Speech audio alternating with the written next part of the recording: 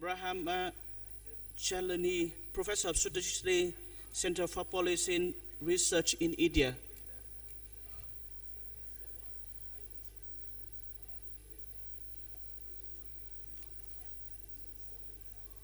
We have Dr.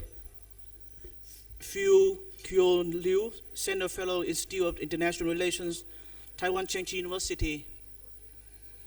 Professor Karen Thayer, University of New South Wales at the Australian Defence Force Academy, Australia. And Mr. Lynn Morris, Senior Policy Analyst from RAND Corporation.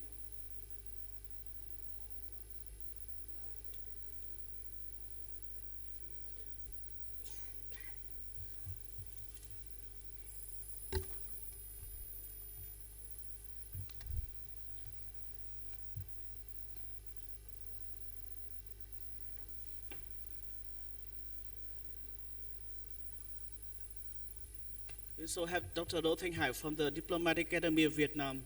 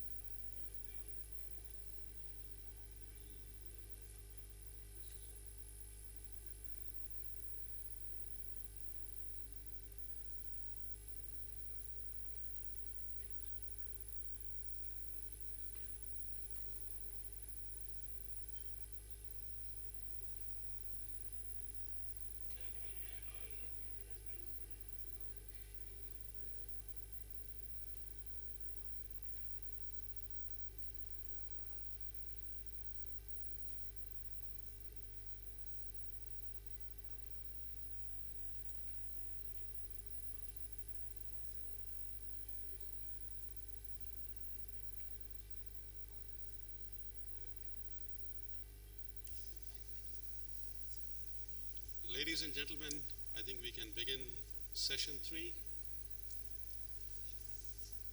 Session 3 has, as you can see, 4 speakers. Dr. Liu will speak on naval buildup. Then Professor Carl Thayer will speak on the role of regional coast guards, and he'll be followed by Mr. Morris, who will focus on the gray zones between different types of forces deployed in the South China Sea, and the different types of forces deployed in the South China Sea range from regular naval troops to supposedly civilian maritime militias. And then our 4th speaker is Dr. Hai, who's going to speak on strategic threats and risks in the South China Sea. Normally the job of a moderator is to be a timekeeper, but we are fortunate that there is a large clock in front of us facing this panel. You can't see that clock, but those who have been on the panel can see this big clock. I actually didn't see this clock when I made my presentation, so I overshot the time, but this clock has the time for each speaker, and when the time is over, a church type bell goes off. So which means that, if you still speak after the allocated time, you're basically in sin time. So given this reality, I can just relax, let this be on virtually auto. Each speaker can look at the clock and and make the presentation. So the first speaker is Dr. Lu. You have the floor. Thank you, and good afternoon to everyone in the room. I'd like to begin by thanking our organizer for inviting me in the very last minutes. I actually got the invitation probably around the room, the latest one. But I am so happy to be back and see many old friends and also see how the conference series has developed over the years in the past. I came to the conference before, and I realized our colleagues and some of our colleagues, especially from DAV, already developed substantially the program. I congratulate that, and also I think this regular conference has served as one of the venue for people who are concerning with South China Sea issue to debate, discuss, and exchange latest information. So I like to thank that. Since we only have a few minutes to present, this morning one of the job for me is to cut short of my PPT PowerPoint slides. So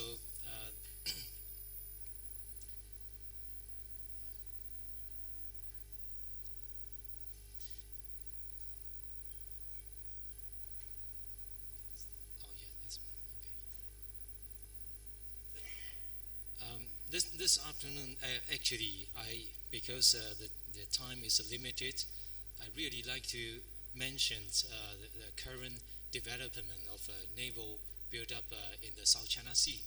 But quite unprecedented way to present what we are here, because I know that if you want the real data, you can easily log on to some of the famous website, then you get every details, Chinese Navy equipment or other countries' naval establishments. So rather, instead of not doing this, I focus more on what we are going to do with this. And I would talk a little bit, if the time within the limited framework, I would discuss briefly some of the countries' maritime strategy, because with such a military modernization taking place in the region substantially, and I believe it is more important for all of us to look into, not just look into which country has procured submarines or frigate or even destroyers into the region. We really need to think what maritime strategy claimants or countries' concerns is now presenting to the region. So my hope is quickly run through a few slides and just introducing the region-wide defense spending increase. This is nothing new, and I think since day back to 2009, when Vietnam's Minister of Defense went to Moscow and signed the deals. Since then on, many people in the region have been talking about whether there is an arms race in Asia Pacific. I think today, almost 8 years on, and we are talking about the real issue. It has not been something forthcoming. So based on that, I would just remind everyone, regional countries, including Southeast Asian and also Northeast Asian countries, increasing their defense budget. I don't have enough time to give you the details, but also the most important part, while we are having the South China Sea Conference in Vietnam and ASEAN countries surrounding, especially Indonesia, Thailand, Malaysia, and also other countries, the Philippines, even increasing their defense budget. So for these, we have to take some note. But I think more importantly, it also accompanied with the military reform taking place, especially by Vietnamese military and also Malay's military. They have worked so hard. I think this is the time in the region. We have discussed so much when Chinese POA moving so fast onto military modernization, and it really increased military pressures to everyone in the region. And then most of the country in the region, even if they understand clearly, they cannot compete with Chinese military modernization. But what they can do is gradually beefing up their modernization progress. So this is something happening, even including Taiwan. We are also doing whatever we could in facing up to such a military potential threat. So there is a quick figures, briefly just touching upon submarines, because over the last few years, one of the focal points in the region is not looking into overall military establishment, mostly are looking into naval buildup. In particular, it's looking into submarines buildup. If simply take the submarines buildup in the region, I can suggest that there is a clear arms race in the region, because from the tables I supplied briefly, you can see China, Indonesia, Japan, and Singapore, Vietnam, and Thailand. Lately, sooner or later, most of them would have submarine procured from different suppliers in the region and also from Europe. So this is important signals. But quickly shift onto maritime strategy. I don't have enough time to go into every details, but simply just suggest, for example, in Vietnam, People's Navy, Vietnam's People's Navy recognize the limit of its traditional sea denial strategy, and they are moving on to the new strategy, which they consider could come to a counter-intervention strategy. Because even if we this morning we addressed a little bit, President Xi Jinping has just finished his state visit to Vietnam, and obviously on the high level, both countries still, after 2 weeks' time, the feeling is still there. Something can really be frank and to discuss and to exchange. But on the ground, military-wise, I think Vietnamese would always calculating how much they can fight back in the worst scenario. So this is what we have in front of us. Vietnamese are preparing a new development on their maritime strategy. Onto the Philippines, I think all the information shows that the Philippines so far is the most weakest fleet in the region. But I think even with such a recent history in the Philippines, the former presidents Aquino III, and also even including President Duterte now, they commit to expand the Philippines Navy. I think currently, because the Philippine government does not supply enough financial support to Navy overall, so there may be other ways by allying with the United States and Japan. And over the last few years, the Philippines received some patrol boats from Japan and also from the United States. So this, on the way, is also part of Philippines military naval modernization. Onto Malaysia, I think Malaysia, looking around South China Sea, among ASEAN friends, Malaysia has a relatively solid navy, but they also, since 2015, the government is now moving on to the reform, trying to replace the aging naval fleet. There is a new development, which is so-called the 15 to 5 plan, which because currently Malay's navy has many suppliers from all the country, from Russia, from Britain, and also United States, so complicated. So they want to shrink down and to be more focused for the future.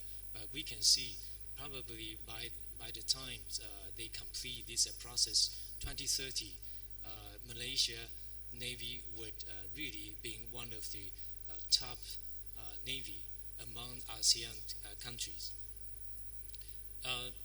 So I would not touch a little bit more, but I just like to focus Taiwan, especially after last year, after the arbitration gave the final award, and the situation was somewhat difficult, and my government in Taipei strengthened its position and sending up more frequent crews by the Navy and also Coast Guard, tightening up their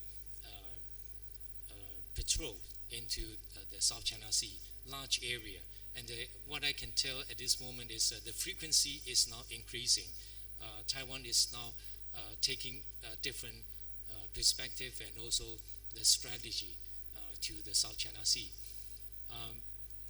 But all in all, this morning, many of us already spoken in such a difficult time. In the region, we do not have existing regional mechanism for all the party concerned to dialogue, to exchange view. So the risk is always there. But I think toward the end of my presentation, just less than 1 minute, I want to suggest, because in the past few years, many of our talented friends already proposed so many mechanisms, but I think on the realistic ground, it has been not so easy to go through individually. So considering realistic diplomatic practice, I suggest lately, as I can see, China is improving the relationship with the Philippines and also changing the relationship with Vietnam. And I think it serves bilateral relations, especially just looking back late last year when Prime Minister Najib Razak visited China and signed the agreement, even naval cooperation agreement. It gives us some hint. Perhaps outside of the box, we should not really focusing on multilateral platform. Perhaps we can try more significant on the realistic ground to work through bilaterally. So I will wrap up my presentation and just focusing on credible mechanism, which perhaps with more bilateral flavors in it. Thank you very much for your attention.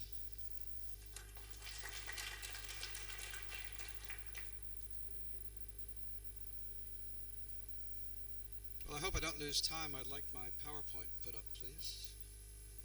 And while that's happening, I would like to thank our three sponsors. And in particular, I want to acknowledge the pioneering scholarship of Lyle Morris, who you will see cited on some of my slides. He's written, and you can't really talk about the South China Sea Coast Guards in the current periods without reference to his work. And this is to, oh, that one, okay. My outline is in 5 points. I'm going to skip that because each of those is set up in the presentation that follows. Now, the overview, the region is the Southeast Asia, the ASEAN maritime domain.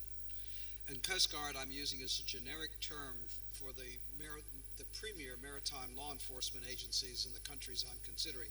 But they have many others, fishery, transport, and I don't want to get into them. In Malaysia's case, they've said that it lacks the capability to fully and effectively police its own waters. That's their Coast Guard. And the Minister Coordinating Affairs in Indonesia basically said that having a Coast Guard with Baklama is a dream. So we're calling them Coast Guards, even when regional authorities are admitting there's problems with that. Now, traditionally, there are constabulary roles, peace roles, using appropriate civilian force to enforce laws, and particularly, but not limited to, illegal, unreported, unregulated fishing, alluded to earlier, smuggling, trafficking, counter-piracy, counter-terrorism, search and rescue, environmental protection. So those are the traditional roles of Southeast Asia's coast guards.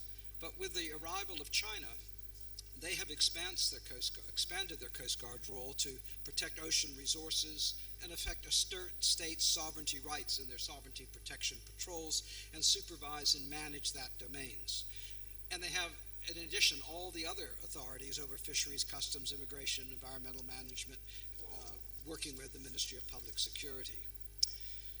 So what Lyle has summed up then is if you look at the reaction of Southeast Asian states to China's assertion that there's a greater trend towards the utilization of coast guards as frontline defenders of maritime rights and sovereignty, and has been not only in Indonesia, but the Philippines, Malaysia, and Vietnam over the last 5 years. And I think my research has borne out these pioneering findings. Now, how you measure capacity, and I'm going to be very quick on these slides. How many ships, what tonnage? There are two categories: over 500 by the Office of Naval Intelligence and over 1,000. That doesn't get it. You have ships at 3,000 and 5,000 weight, so it conflates them. China's the largest coast guard in the world, and now it's divided into various fleets, but Japan in the East China Sea can match in a sense, but in Southeast Asia it's Vietnam, and we can argue about the figures of these particular ships. Another metric of measuring it is tonnage, which has increased dramatically, and you can see comparisons from 2010 to 2016 that Lyle has complied with, and I've added extra figures for Malaysia, but hefty percentage increases in tonnage over the period. And then we have the mother of all ships, this 12,000-ton Chinese Coast Guard, and another one is been launched, so they have two. This is in the East Sea.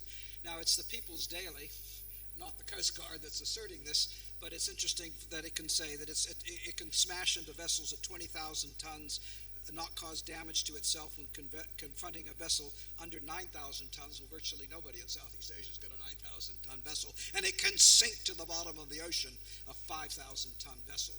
Now, this is in danger of violating the collisions on regulations in the world, and no Southeast Asian nation has a 5,000-ton ship that would go down to the bottom.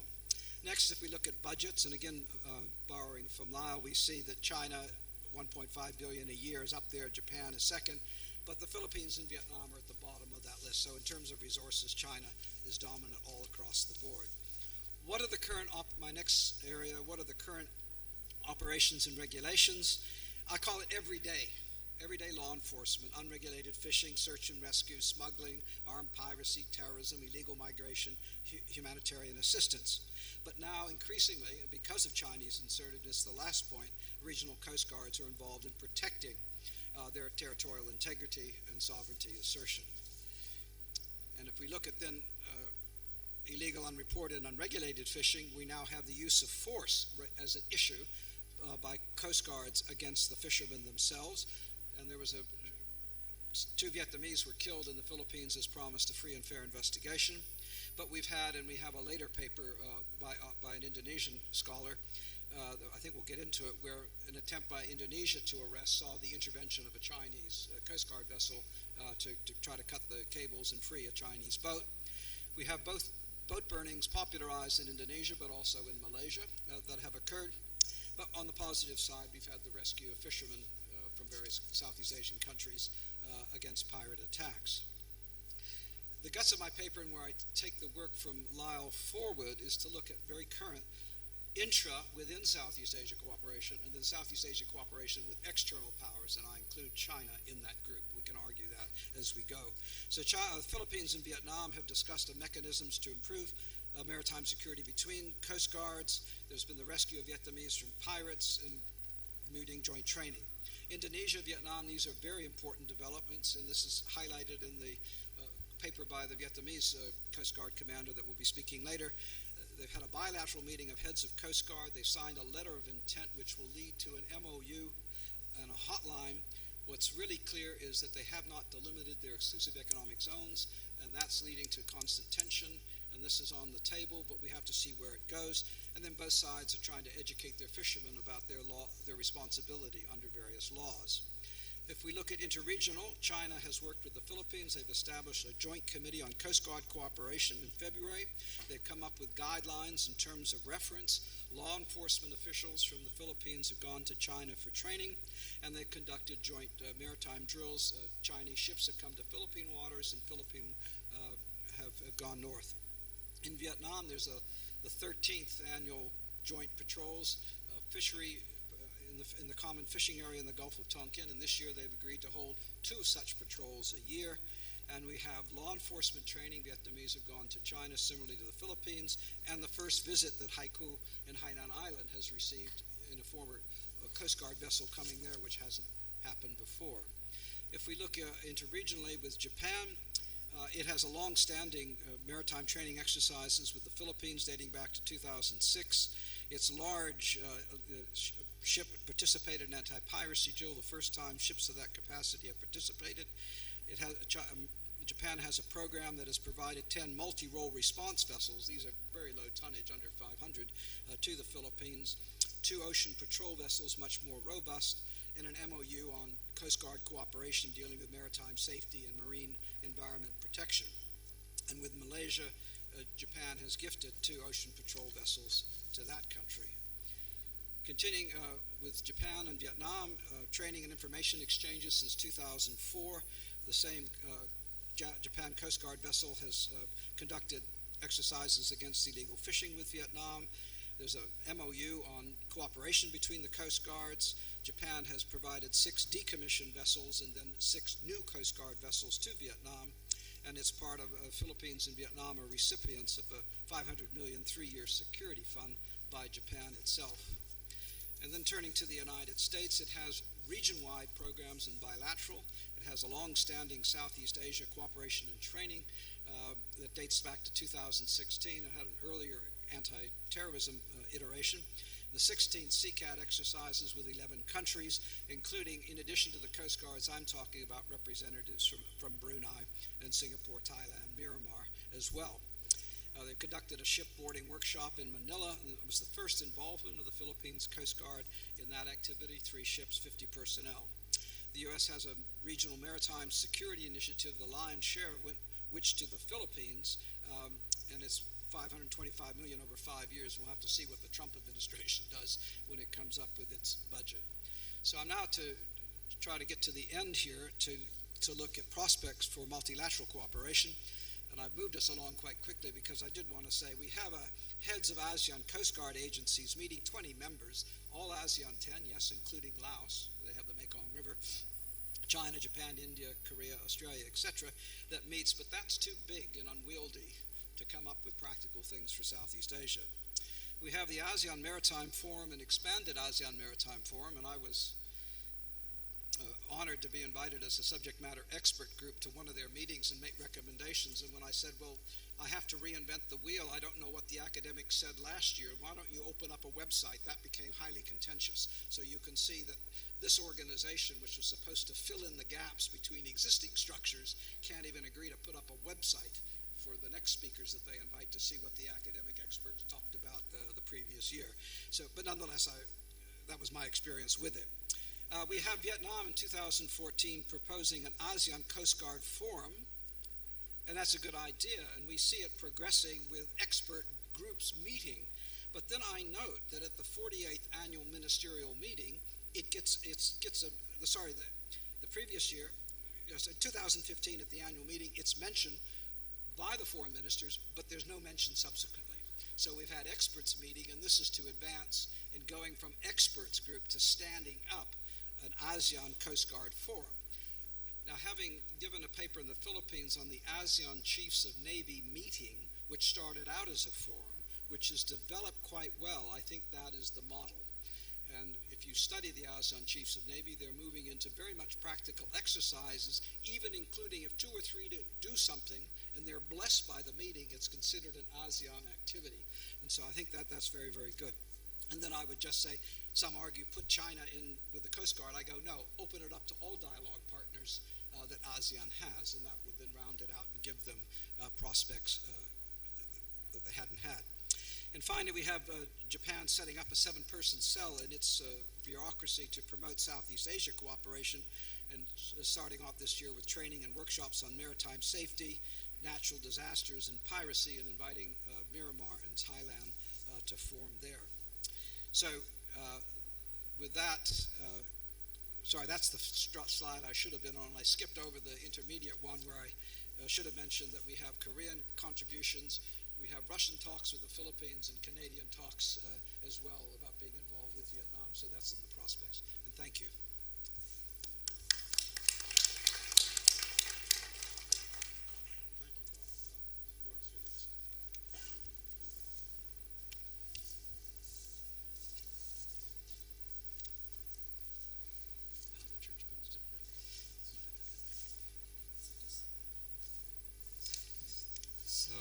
Thank you to the organizers for inviting me this afternoon. In particular, thank you to President Nguyen of the Diplomatic Academy of Vietnam. Just a quick note to say this is my own research and my own opinions, not the opinion of the RAND Corporation. So I was given the task of talking about gray zone challenges in the East and South China Sea based on a project I'm working on at RAND, basically looking at the issue, trying to characterize what do I mean by gray zone, what is going on in the region, but also to give the U.S. government some policy options for how to combat the problem. I have to say it's been a challenging project because, first of all, agreeing on what it is a gray zone has been a challenging endeavor, let alone thinking of some fresh ideas for what the U.S. government can do. That said, though, I think I have, in my paper, I give some ideas for what the U.S. and other states can do to combat the challenge. And I think where I'm going with all this is to say that the challenge is not thinking of new ideas. The challenge is rather how much political will are you willing to put on the line to actually challenge what China and other countries are doing in the region. So today I'm going to focus more on what is going on and less on policy options, but I'm happy to talk about that afterwards. So first, what is a gray zone? So this is how I define it, a conceptual space between peace and war involving coercive actions below a threshold that would prompt a conventional military response, often blurring the line between the military and non-military actions and the attribution for events. Action are often but not always undertaken to assert territorial claims. This is a lot of words. The essence here is actions undertaken that nibble away at the international rules-based order, but are done so in ways that are below a threshold that would prompt a conventional military response. I've also frequently asked the question of, aren't gray zones just a different form undertaken for thousands of years? And the answer is actually yes. The practice of operating in a threshold between war and peace has been employed for thousands of years, and I would argue in almost every war that we've seen. So again, the strategy is not new of gray zones. Here I'm reminded of Gary Larson, the famous American cartoonist, who points out in this cartoon that yes, your adversary can adopt new tactics of warfare, such as lighting their arrows on fire, and that you are not necessarily, and that they are not necessarily against the rules of warfare, but that prompt an adaptation of how to combat the threat. So in this sense, I argue in my paper that while China's strategy of the gray zone is not necessarily new, the tactics, I would argue, is new. And here I'm going to get a little bit into what we're seeing from China. So in my paper, I lay out 8 categories of gray zone challenges, primarily from China. I'm not going to go into every one of these. I'm just going to highlight a few. So first, island building, China's land reclamation. Island building is not a new phenomenon, okay? So this is nothing new. Countries have built islands before. What is new, I would argue, is this, first of all, the scale of China's land reclamation. Over 3,000 acres of land reclaimed thus far.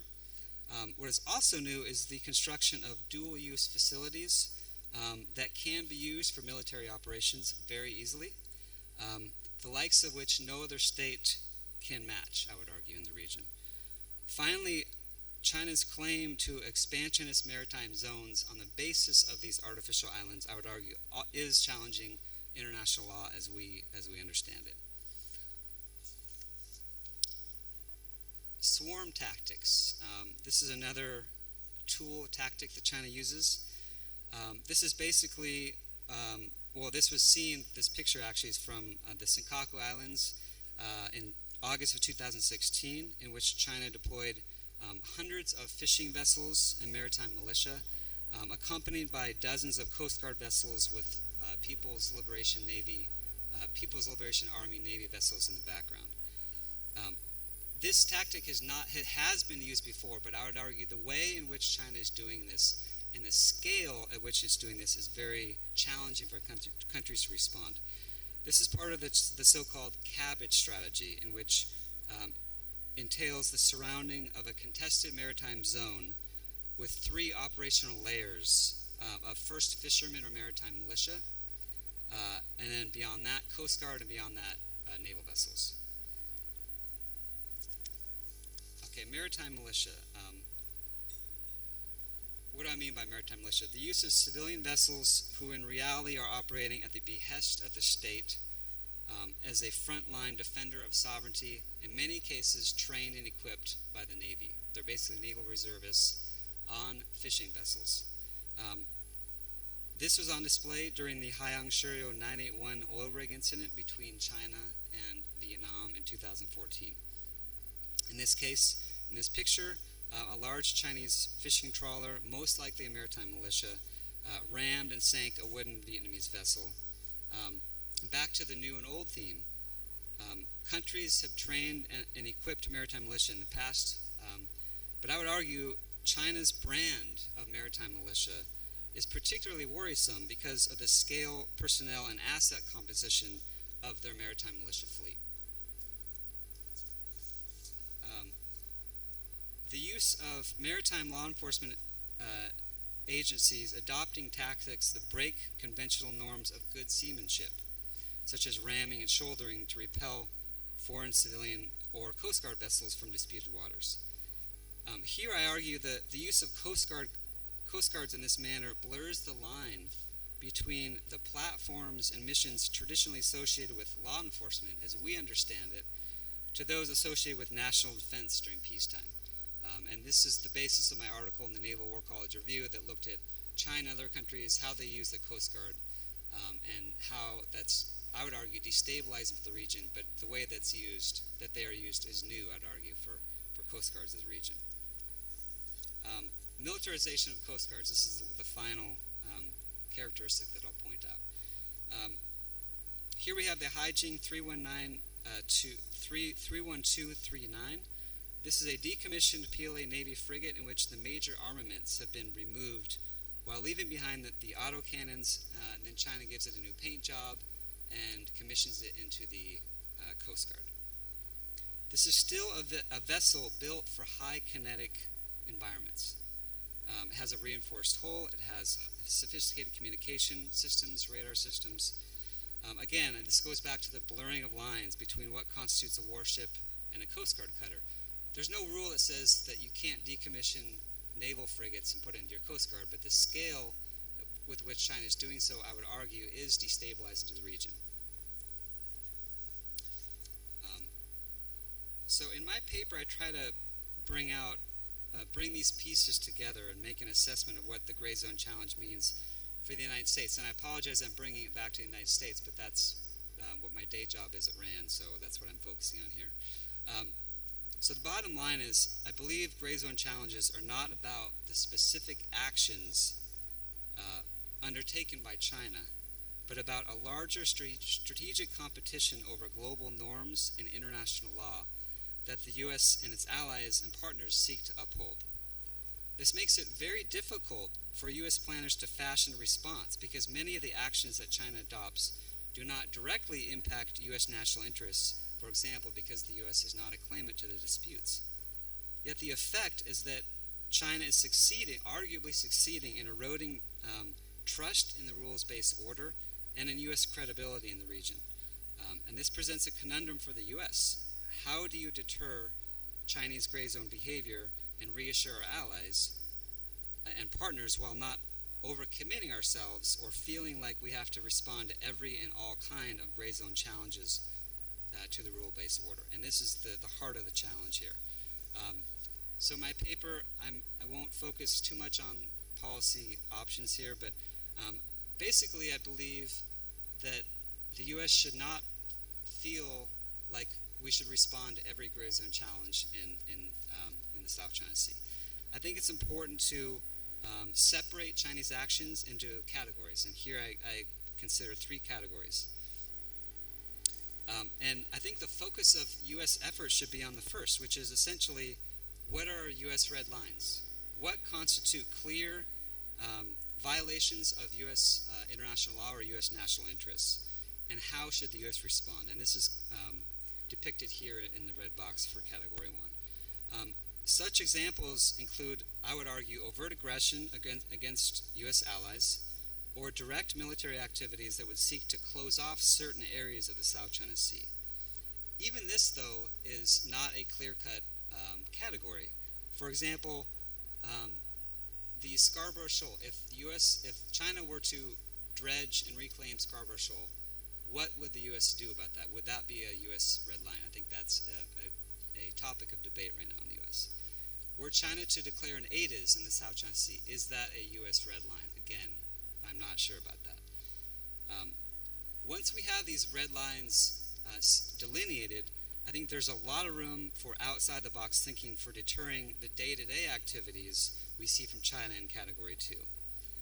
And this includes, I would argue, much more FONOPs than we are currently doing, and much more innovative ways to do FONOPs, a much more reinvigorated campaign of information operations, and economic measures. I think there's a lot the U.S. can do targeting China in the economic realm that we have not done yet. And this would send a signal to China and others that creeping assertiveness in the South and East China Sea has consequences. And I'll end with this. At the end of the day, I think the gray zone challenge is about accepting more risk of escalation with the Chinese, and whether the U.S. is willing to put more political capital on the line in the service of gray zone deterrence.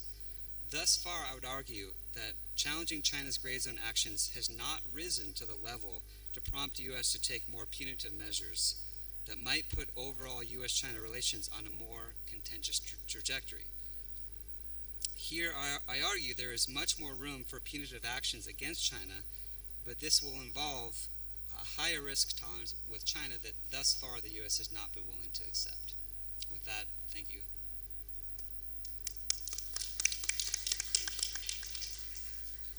Thank you very much. Our final speaker. Thank you very much, Mr. Chair. And it's very hard to be the last speaker of the day, but I'm still quite surprised that we have still have the full house. So let me start. Can I have So the topic of discuss is about the threats and risks in the South China Sea. And I came to the topic about a decade ago, but still struggling with the basic puzzles in the South China Sea. I found that the current literatures or maybe the current framework is very hard to explain. So still unknown that the China motivation to assert itself in the South China Sea, whether China is expansionist, whether China is opportunist, or a state of cold power. I mean, it's very hard to see that not a single type of characteristic fit wholly into the China behavior. And how about the Southeast Asian claimants' response? It's quite ambivalent and also ambiguous as well. In other terms, whether a country that balance against China's or bandwagon with China's or maybe hedge against the China. We came a lot of the terms today with a balancing, bandwagoning, hedging, and also, of course, not appeasing, but and also the term, realist term. How about the external power policy? Is also quite dubious and doubtful as well, whether United States and other countries are balancers or abandoner or maybe engagers. And we also thought that when I came to the issues. So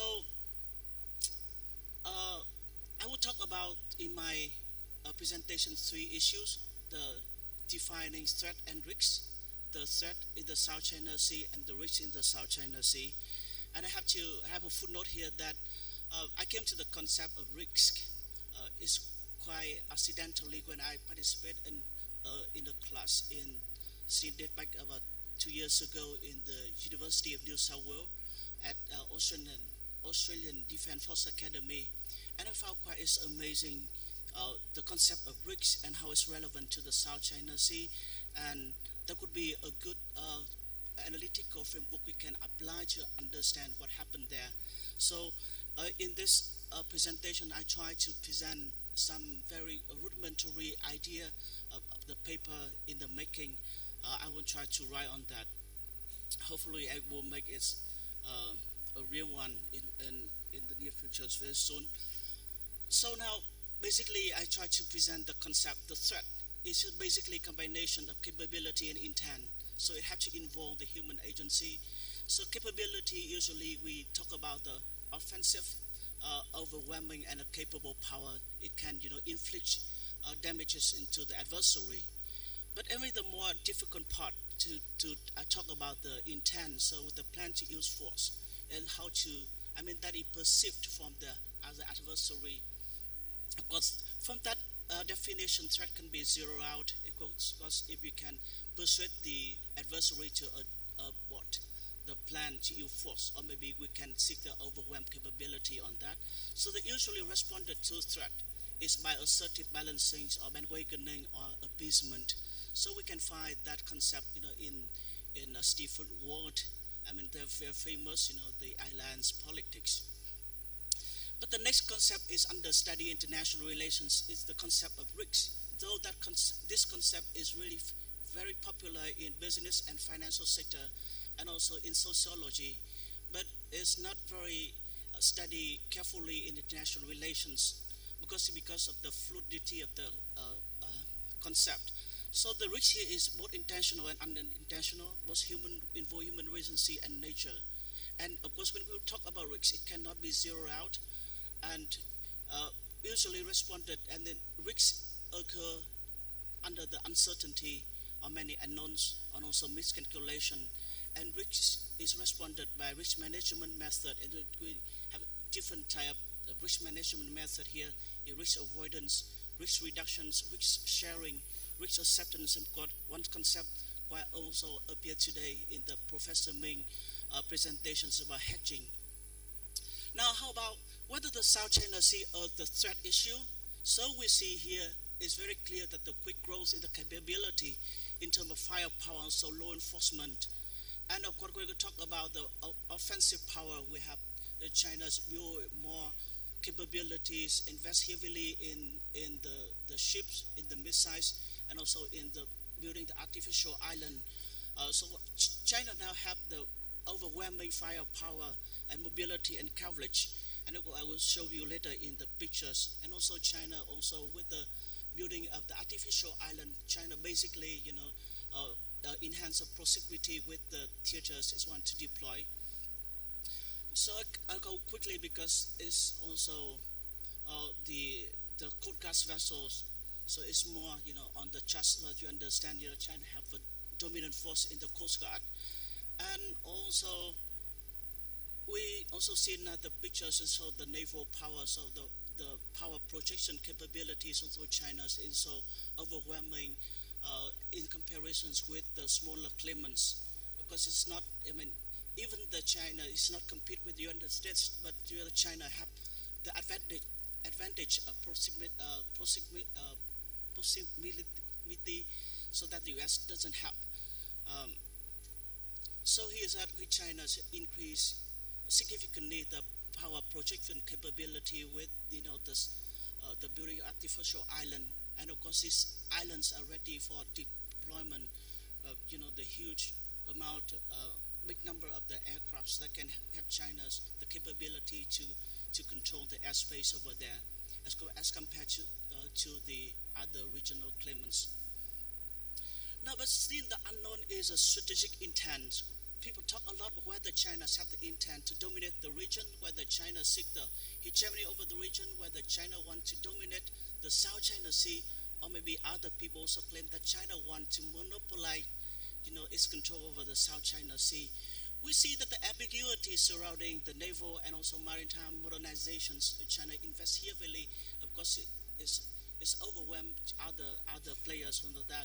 We also see very difficult to discern the cycle of active behavior, active and reactive. Of course, people try not to talk about the aggressive, but assertiveness, and that concept is also very interesting as well. We'll talk about that. We also talk about the tribute's commitment to multilateral institutions, the Treaty of Amity Corporations, the DOC and the COC.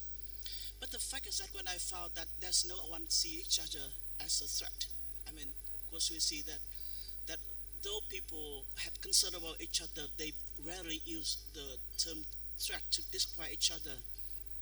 Also, we see that, of course, that not no, but we see that rather outright balancing against China's or maybe appease China's, and of course, hedging here when it comes so mostly when the people use. So hedging a concept is quite interesting as well because it's come from the financial sector rather than the international relations. But we here in the situation that no country have clear strategic option, so near clear strategic choice in that. So how to explain that kind of situations if we see that the traditional realist school maybe fail to understand the situations over there. So I come about the risk game in the South China Sea. The concept of risk can help us understand the situation there. So we basically see the China chicken game to heighten the risk by a range of tactics and lies already mentioned. That we see that by increasing the livelihood of incidents, by the swarming tactic, deployment of different type of vessels, both naval, also law enforcement, and also the militias over the South China Sea. By that, the China also increase the consequences by greater power projections. Of course, here is a very difficult question because if any country use force against the China civilian law enforcement vessels, so that would invite the reaction from the Chinese. So that will impose a hubris on the other adversaries, whether they have to accept the loss, or they have to face the bigger consequences from any type of actions they have. But of course, we have here the element of risk control. The China's use force with the coercive power under the threshold of using force. So it's very deliberate tactic, but they're definitely the term and the concept of risk and the risk strategy is deliberated in that situations. So it's at the imposition of risk to subdue the small claimants, but somehow to silence the US, not get the US involved. Of course, maybe one way or another, not to invite the United States in. But how about the other countries react to the China risk strategy? So we see different type of strategy involved, including the risk reductions from self-restraint or maybe bilaterally and multilaterally engage China to reduce, to reduce the security dilemma or somehow to seek the assurance from the bigger power. We also the risk sharing that also that other regional countries try to establish partnership with the external power so that they can seek the insurance in the case of any contingency related to the South China Sea. We see risk retention, some kind of self-help defense, balancing, or firing the legal weapons. Of course, one country like the Philippines, pushed to the corner, and they it have to accept higher risk means try to bring the case to the tribunal. Arbitral tribunals and accept the punishment from the China. So and the other cases we also see external powers smoothly play sell and make risk avoidance. They express the diplomatic concerns, but somehow to limit their actions to support other claimants rather than to confront China directly in that case. So we see that a different type, all that type of strategy involved how to handle the risks that China create in the South China Sea. Now, we will see to that, so we still a decade, China using the risk strategy, but what is make the China change behavior recently? That the game changers here is a tribunal ruling and the appearance of Trump administrations. So the circumstance changes with, of course, with the tribunal ruling, ambiguity in the legal terms disappear. And so that narrowed down the scope for China to engage in the risky activities, risky behavior, because of risk become a force that make other countries to collectively work with each other. And of course, US become an unknown factor that also make other situation from other policy from China's become more risky. So I think that the actors, can I have 1 minute? Yeah. So other actors also change and shift the behavior policies as well. In that case, we see that China suddenly changed to the more accommodating approach, more softened approach, offer the negotiations of DOC, also the Belt and Road initiatives, also accept, the cues for the navies in the regions. Another claimant somehow, moving from the, risk reduction to the risk avoidance, try to avoid the incidents or activities that may provoke China. And other powers suddenly we see that become more risk taker. Australia, Japan, and India now express their clear positions in the over the South China Sea and grouping with each other with the Quad happened recently. So with all that in mind, I will propose the thinking about the way forward. I'm not sure that how many years has been investor, but of course investor world we have the two concepts, the speculation when we deal with risk. So with speculation that you put all the buckets into one option, you think that is will prosperous in the future. But the second is a hedging with future options. It means that you will have the future contract in case that you deal with this any situation emerge from that. So I would think that it was a very interesting case that we will think about. With that note, I would like to end my presentations and look forward to the questions. Thank you.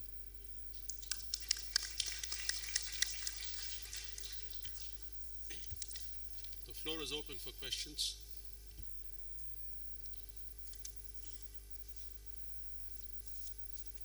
Yes. Please. Yeah. Thank you. I have one question to Dr. Liu and another question to Mr. Morris. Dr. Liu, you referred to Taiwan's naval buildup a little bit, but could you be could you be a little bit specific about the Taiwan's position on the ruling of the Permanent Court of Arbitration? In my understanding, Taiwan is against that ruling because the ruling did not pay due respect to the legal status of Taiwan. But could you explain the Taiwan's position about the substance of the ruling, particularly Taiwan's position about the 9-dash line? And my question to Mr. Morris is about maritime militia. The maritime militia is a very serious issue. But the question is, we do not know much about the details of maritime militia operations and organizations and of the maritime militia of the regional countries, particularly China. If maritime militia without military uniform intruding into other countries' territorial water under the disguise of fishing boats, then should the maritime militia be treated as military personnel, or should they be treated as just a criminal actors? Well, thank you for those questions. In fact, I also have a question for Mr. Morris, if I could ask a question exercising my right as moderator. I found your presentation very fascinating about how China increasingly is operating in the threshold between war and peace. But when it came to the policy options, your last slide raised some fundamental questions. Because if you're going to define red lines, well, let's forget red lines. If you're going to define counteraction in terms of direct threats to U.S. national interests, then aren't we setting the bar a bit high enough to allow China to achieve its objectives? And isn't the same mistake, wasn't that the same mistake that the Obama administration committed? Because it perceived the reclamation activities in the South China Sea as not constituting a direct threat to U.S. security or U.S. national interests, and allowed China to fundamentally change the status quo in its favor. So that's my first question. My second question is, in terms of regional response, now we know increasingly that this is how China is operating. It's operating through militias and through various tactics that you described. Shouldn't the regional states be encouraged and even armed with similar capabilities to stop gray zone activity by China? Or is your argument that gray zone activity per se is illegal? If it's permissible under international law, and if this is how China is operating and will increasingly operate to change the status quo and to militarize the region, shouldn't the United States and even other regional powers like Japan, Australia, India, to name just a few, shouldn't they be then aiding the smaller states to acquire similar capabilities to help neutralize China's gray zone activity? Okay, any more questions? Yeah. Thank you. I have a comment which I'd like to address to those on the panel who spoke about naval modernization. I'd like to hear your thoughts on this particular issue. Well, there are two issues I want to raise because I think that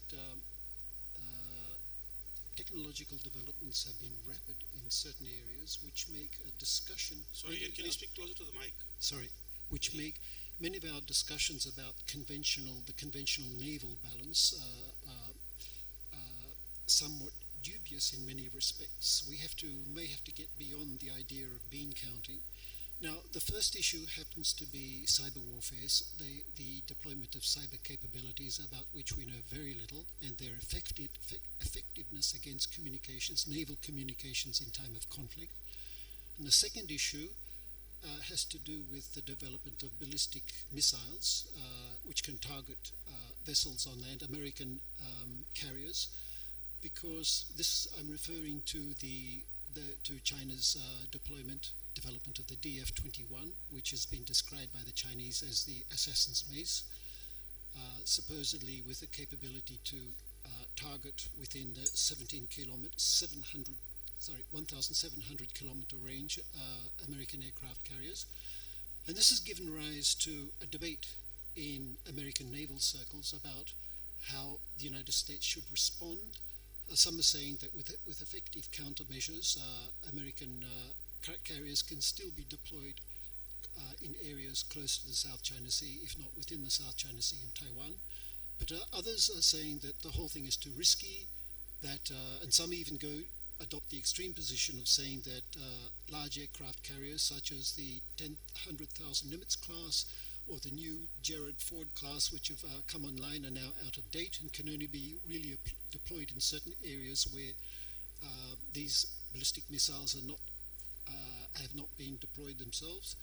And still others are saying that because of the risk involved, America's aircraft carriers and perhaps some of the larger surface vessels will have to be withdrawn from areas of possible conflict with China, which will affect the South China Sea and America's position in the Western Pacific. So I'd like members of the panel to comment.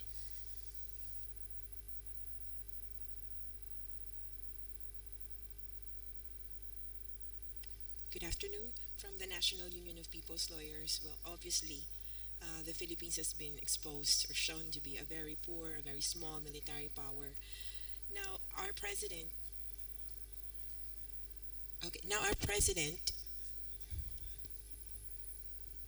Is this better? Okay, now I was talking about the Philippines as having been exposed as a very minor military power. In fact, little to nil capacities. Now, the response of our president has been to ally itself with either the U.S. or China, two sides of a bipolar world, to say. Although we have called them out, the NUPL, as I think, issued a statement for him after being bullied, the Philippines, for calling in a bigger bully. So, in this light, I'd like to hear your thoughts about polarization in this area, where the two major powers are, to be so-called imperialist powers, are not actually directly.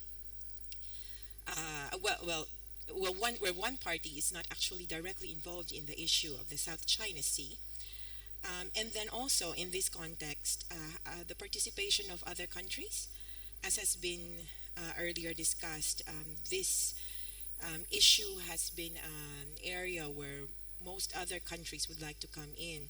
So particularly, what do you think would be the military participation of countries such as Australia, has not been mentioned yet in the discussions, and in India, just barely discussed, and then perhaps the European Union. Are we looking at defense cooperation agreements, regional defense mechanisms, joint training military exercises with these other countries, or even military aid? That's it. Thank you. To whom is this question addressed? To the anyone? panel or whoever would like to answer the Actually, question. it's linked to what Dr. Liu mentioned in his last slide. He mentioned about how China is, there's been a transformation in bilateral relations between China and certain countries. And he mentioned, I think, Philippines and Malaysia, right? Malaysia and also Cambodia. Like when a government in a country comes under international pressure because of supposed human rights issues, like in Philippines and Malaysia, not Malaysia, Philippines and Cambodia, or because of governance/corruption issues, such as in the case of Malaysia, it does create a diplomatic opening for China to seize upon. And China has actually seized upon such diplomatic opportunities. But I think, Dr. Liu, you probably can respond to that question. I'll let the panelists now respond to the questions that we've got so far, and then then we have time for a second round and maybe even a third round. Thank you. I'd like to thank great friend Hideshi's questions. I measures currently we have 24 minutes left, and you have just ticked on one of very thorny issue, which is the 9-line issue. But if you are addressing to me, it should be 11-line, not 9-line. But I thank you for such questions. Number one, you ask Taiwan's position vis-a-vis the arbitral tribunal's final award. Last year, almost 1 hour immediately after the final award was announced, my government in Taipei, and it is a current government, immediately address to what we call the two-note policy. We cannot accept, we do not recognize the legality of the final war, which Taiwan obviously is not part of the arbitration. But of course, there are a number of areas which Taiwan reflected the opinion, but the tribunal obviously did not take this into account. So obviously there are a few points, because our current government in Taipei, one of the significant points it does not accept is it put Taiwan in the name of very much political names. It is called the Taiwan Authority of China, and I think this is something date back to much controversial issue between Taipei and Beijing. For this reason, our government cannot accept. But another important reason is Taiping Island, Ituaba.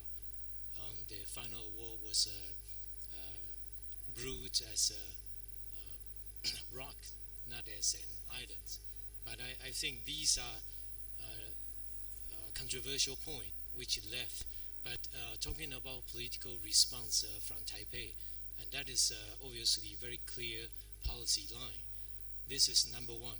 Number two, my government after the final war reiterate that the policy position date back to the early time under the Republic of China. Our South China Sea policy stand does not change at all. Our current government has been criticized severely in the domestic political arena for potentially shifting away from traditional South China Sea policy stance. So for this reason, our president reiterated she does not make any change on that. The third point, after the final war, in the light of such a weird situation on the ground, our president immediately orders our Navy to conduct a patrol surrounding Taiping Island. And since then on, as I made a presentation earlier, our mission currently is combining force with our law enforcement Coast Guard cutters with accompanied with naval frigates, and it has made these patrols more regularly. So I think this is something, if our friends from the floor on the Coast Guard or perhaps from the Navy side, you probably will see Taiwan's Navy and Coast Guard more frequently in the South China Sea. And that is something news, especially after final war last year.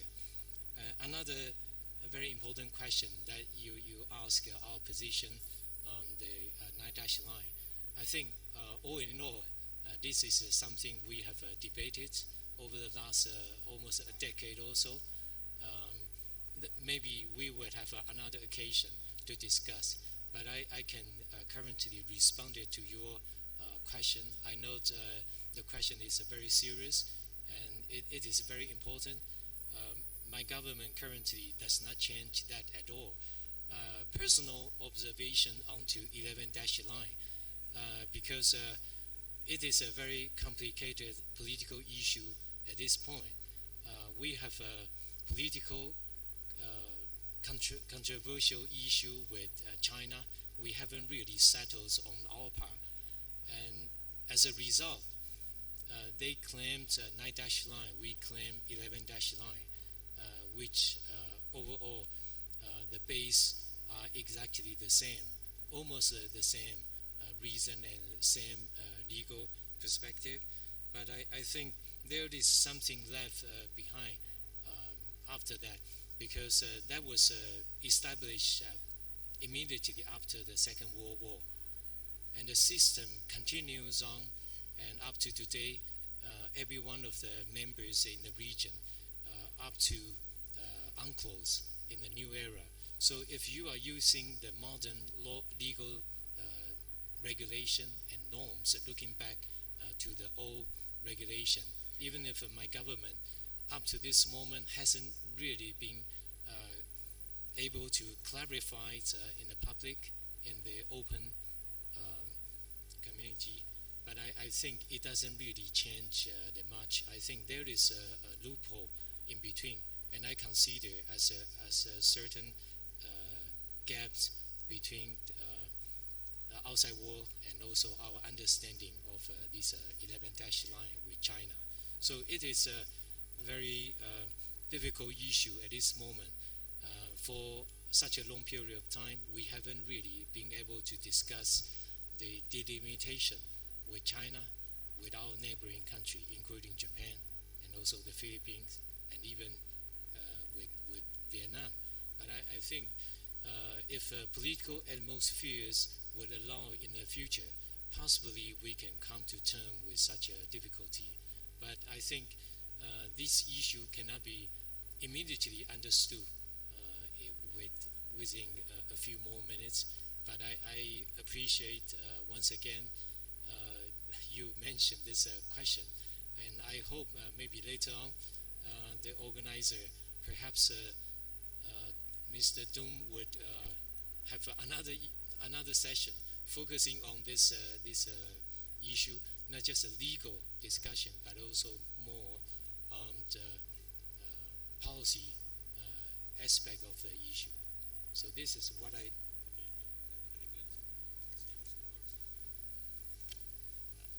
So, to the first question about maritime militias from my Japanese colleague, my response would be whether maritime militias should be treated as a military. I think there's a debate right now going on in the U.S. and in the international legal community about what China's maritime militia constitutes. Right? If you were to ask Andrew Erickson, for example, he would tell you very strenuously that they should be categorized as a military, as China's third sea fleet. I think for a whole host of reasons, I'm not ready to say that we should characterize China's maritime militia as a military yet. In other words, as a combatant in the warfare kind of perspective. I think that brings up a whole host of thorny issues related to civilian and targeting civilians that generally speaking should be wait until legal scholars and other kind of legal analysts can have a more of a comprehensive assessment of this. I will say though that we need to keep documenting what is going on, and it's clear that there are certain types of vessels that China uses, and there are certain types of training and tactics that they use that is clearly different from how fishing vessels operate, right? So we're seeing the lines being more clearly drawn as regarding what is a maritime militia, what is not. But I think we need to continue to document what is going on. I think we need to give it more time. I know people confronting the issue our countries are challenged with how to respond, and they want an answer right away, but I think it needs more time to kind of document what we're really seeing going on. In regards to your two questions, Dr. Chellaney, I think what I was getting at with the threshold thing was differentiating or categorizing what China is doing and thinking hard about what that means for U.S. national interests, right? So the first category is trying to just differentiate what China does that clearly crosses thresholds of military aggression, in particular military aggression related to our allies, right? Because this has to do with Japan and the Philippines, and what types of actions would violate U.S. red lines. And I think we're not there yet about what those red lines are. I think there's a discussion. But I didn't want to give the impression that I'm not ready, or I'm not advocating a more forceful action against China. I come back to the fundamental conundrum, though, which is that the U.S. is not a claimant to the dispute, and we are inherently limited to what we can do. And I think at the end of the day, I come back to this idea that gray zones are, I like to say, euphemism for a lack of political will, right? What is the U.S. and other countries willing to put on the line that is going to put the relationship with China on a more antagonistic trajectory. Are U.S. planners willing to do that in response to gray zone actions? Right now, I have not seen many indications we are. However, I will point out that the 2012 Scarborough Shoal incident, I think, was a watershed moment for U.S. planners, because there was a sentiment that we in the Philippines got burned, and that this is another example of Chinese consolidation of control in the South China Sea, and what are we going to do about that? And I think the 2017, the situation we see ourselves now is different from 2012, and I think there is sentiment in the U.S. administration now that we need to do something different to deter Chinese actions. But the question is, what is that? What are we willing to do? What kind of assets are we willing to deploy to the region if China were to do things like, for example, again, I come back to the reclaim Scarborough Shoal incident. I think this is going to be a very influential and important case study to see how the U.S. responds if China does decide to reclaim Scarborough Shoal. And then finally, related to the regional response, I don't believe, based on what we're seeing from China's Coast Guard, that other countries should challenge China with their own Coast Guard. I think we should look at China's Coast Guard as basically an appendix of the PLA Navy, of the Navy, and respond in kind. In other words, don't fall into a trap of feeling like you have to respond to China white on white, because many countries don't have a large enough Coast Guard to respond, and B, what China is doing is more akin, in some cases, to a Navy than a Coast Guard. So I think I would not begrudge a country for sending a naval fleet to challenge and deter China's Coast Guard, especially when it comes to sovereignty rights in the South China Sea.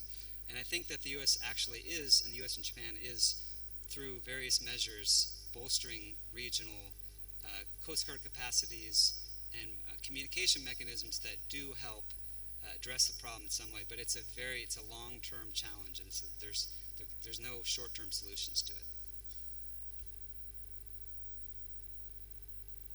I was asked to respond to the question from the Philippines, but I do want to make a point about Scarborough Shoal. If you woke up in Australia in April 2015 and read the National Daily, it said American and Australian intelligence and analytic agencies had concluded that China was posed to take decisive and provocative action. That was aimed at Scarborough Shoal, where the American naval officials had indicated China was assembling ships and other dredging equipment. It didn't happen. Why? At the nuclear summit in Washington, Obama took Xi Jinping aside and laid down a marker. After the Balikatan exercises, the American kept the Warthog ground attack aircraft in the Philippines that flew around Scarborough Shoal. It later flew in Growlers, the world's most advanced electronic warfare planes that would have scrambled Chinese communications. It sent 2 aircraft carriers to exercise off the east coast of the Philippines and then independently sail through the South China Sea. And it sent several destroyers and frigates on independent patrols. So I finished that. But to the question from the lady about alliances and what Australia and India would do, it takes me back, and I'm going to be somewhat tendentious here. The Philippines Mutual Defense Treaty with the United States reads exactly word for word as the ANZUS alliance that Australia has with the United States. So the bottom line question has to be, what has the Philippines ever brought to that alliance? I've detected in that country kind of in the past anti-imperialist, anti-American, neo-colonial attitude that the Americans are supposed to do everything for us, and when they don't, we say, see, they're not helping us. The question has to be, when you ask about Australian involvement, and since I'm a dual citizen, I don't want to be the first American or Australian, or the last, to die defending Philippine sovereignty when the Philippines won't defend it itself. And in fact, there's real questions. Are you an ally of the United States? It only takes giving 1 year notice to terminate the agreement, 1 year to terminate the Enhanced Defense Cooperation Agreement. At least under the former administration, a good force modernization program was developing. And then by mixing the crews on ships and aircraft, China would face the risk that if it attacks the Philippines, it might hurt an American and therefore invoke the alliance. So I throw that out, saying the first case I gave is an example where the U.S. got China to stand down because it was clearly and ambiguously given at presidential level, and than demonstrated by muscle on the sea. And then the question about what Australia or India would do, I can't even imagine that. We would come in and help you with Marawi.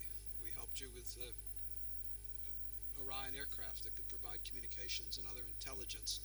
But unless the Philippines meets its own internal problems itself and defends its own sovereignty and self with effective and builds up its military force in cooperation with allies, none of us are going to be the first and last to die for you. Dr. Hai. So I'd like to respond to a couple of comments on the militias activities, also the naval modernization from China, and what we have with the smaller country in the region coping with the lots of risks in the region. So to come back to, we have to understand the natures of the game in the South China Sea. It's much about the risks, whether an open and direct threat. So by China capitalizing on risks and to scare others, so you have to try to pushing the envelope, so you have to lower down your red line. So in that way that that will happen over time. And China, when we see my observations and we look into the histories and how the China expansions, from the Paracel to the Spratly and to the Scarborough Shoal, and now in the Luconia and James Shoals very near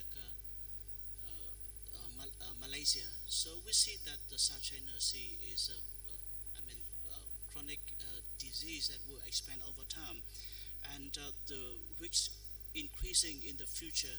So risks only benefit on the environment, ambiguity, and so I think one way that we have to by one way or another reduce ambiguity by I think one way, an idea to maybe disclose the red lines, or maybe also we have to talk about the rules, because with the rules we will reduce the possibility, the likelihood and also the consequences of any incidents that will happen. And I definitely talking about, we have to think about the rules for the threat and the use of force, because we have that in the Treaty of Amity and Corporations, it's quite vague in the meaning. So ASEAN, we maybe process, would talk about more about, how, which in situations that the use of force can be considered as, illegal. Because we facing, very strange situation, common practice now with the little Brahman, and it's very hard to distinguish between the militias, between the civilians, also the professional armed forces, what also happened in the Crimea and also South China Sea as well. So also another way to cope with the risks, and so that we have to be risk taker. So that when the U.S. to become more open to challenge U.S. and other countries will do the same. Leaving the neutral positions, not on the sovereignty, but also to defend the integrity of the UNCLOS, the constitution for the oceans. So I think that is more effective in a way that we send the signal to other countries that we have the rule of law to protect. I think that also applies, show that in the case of Scarborough Shoal, and it become also in the China-India conflict and recently, that we see that the country is more willing to become risk taker. China will step back, and the final one, very important, because smaller country. I thinking about a bunch of mouses try to hanging the bell on the cat neck, right? So no one wants to go first. So in that way, that it's better to have a collective action in the way, because most of the risks happen in the future. So that's my idea about the future option. So let's talk about, we have agreement between other countries in the futures, coping with some scenario, what happened. If this happens, so we will do this. This is not about, the case of happening now, but our compromise to do together when an incident on an event happened that is not as I wish. Yeah. Thank you. We just have 4 minutes left, unless somebody has a quick question. Is that a quick question? Okay, you also have a quick question? Okay, first you and then you. Yes, thank You you. too? Okay. two quick questions to Mr. Morris. When you talk about maritime militia, do you think we can categorize this as mercenaries? And then when you talk about militarization of the Coast Guards, what is the legal nature of the Coast Guards? Are they police bodies or are they military bodies? For instance, in the case of Costa Rica, well, we don't have an army, but our Coast Guard obviously is a police body. Now, the U.S. Coast Guard Service, according to the Article 10 of the U.S. Coast, they belong to the military. So when you talk about militarization of the Coast Guard, it means that they are not part of the military and they are being militarized. So what's the legal nature of the Coast Guards in the countries that you're talking about? Thank you. So that's two questions. Question to Professor Thayer. You've mentioned that you asked earlier whether the Philippines has done anything regarding its military alliance with the U.S. My question is, what else could the Philippines do to be a worthy military partner, alliance partner of the U.S.? Should there have been a negotiation of the military alliance and not just EDCA, which is just an executive agreement that could be easily abrogated? What prevented a renegotiation of the military alliance between the Philippines and the U.S. that could have teased out the specific ways that the Philippines could be a worthy military partner of the U.S.? Thank you. Good question. Okay, yes. How can Philippines be what's meaningful partner of the United States military? What will it take for the alliance to be meaningful?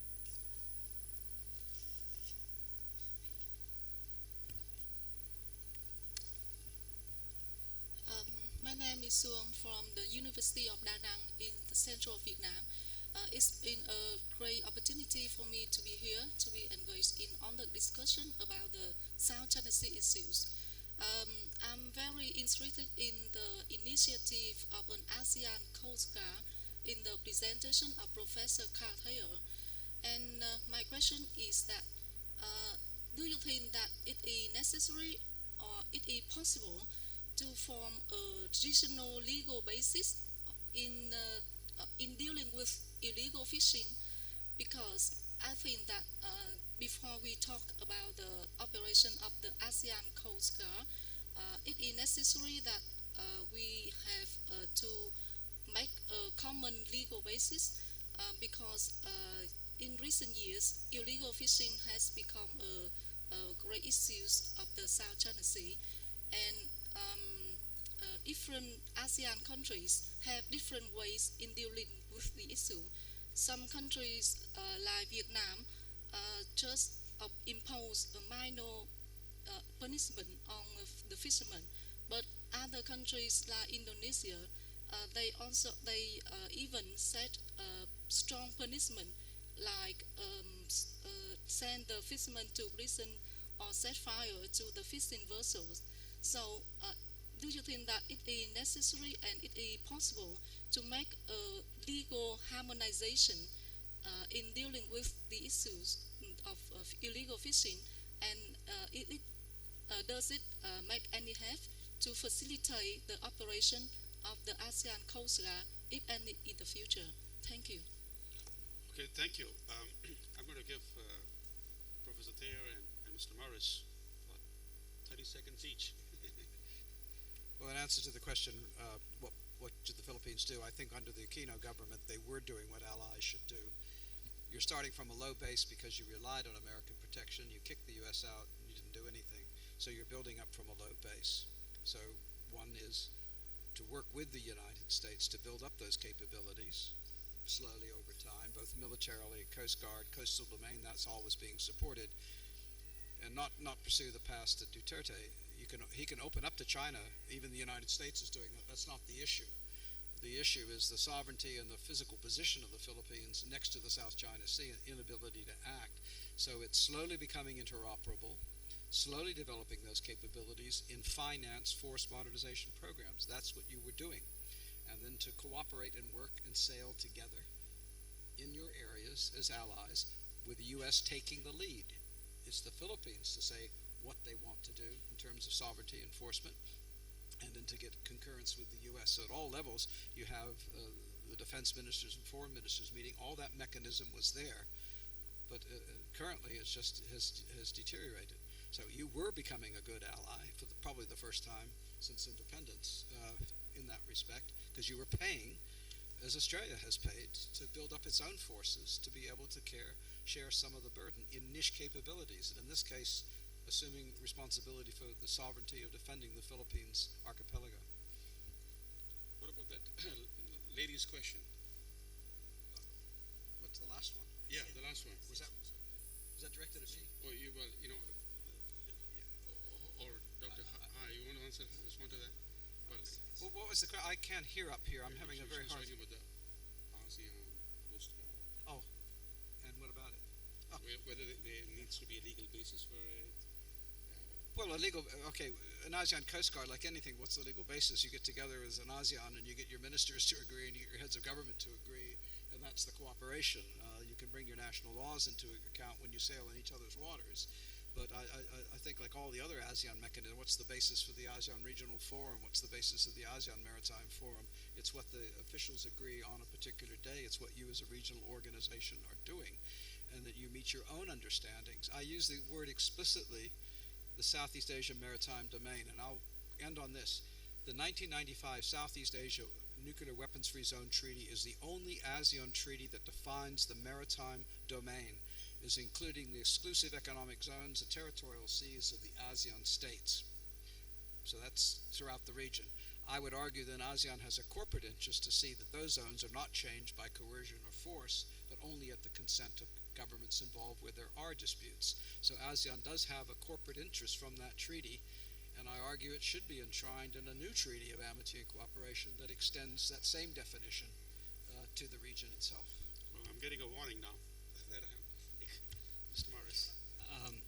In response to the question about maritime militia being mercenaries, I don't think you should look at it or think about it in those terms. I think what you're seeing from China is, first of all, they have a clear allegiance to the state. They're clearly operating at the behest of the state.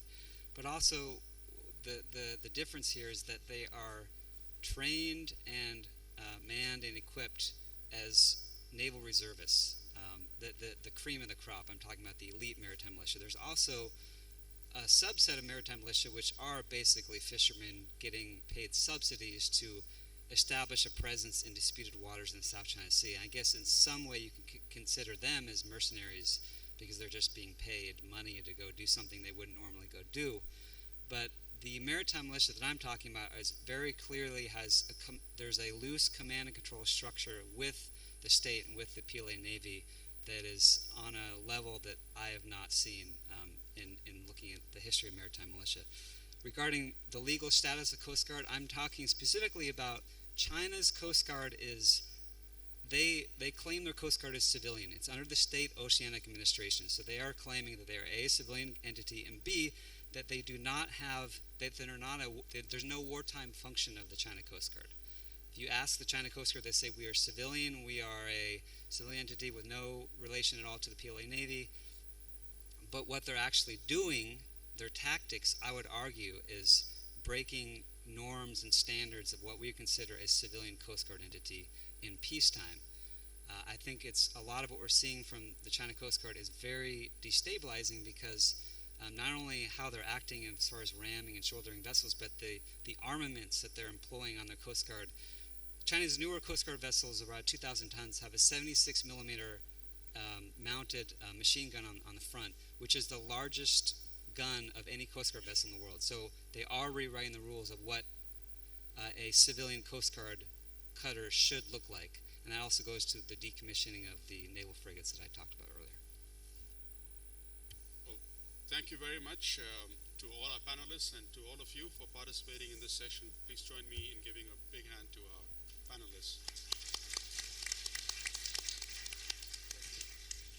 I'm sorry, I have to switch to the capacity of the master ceremony now. Just inform you to that anyone delegates who stay in Nikko Hotel participating in the welcoming dinner tonight. So please be present at the lobby at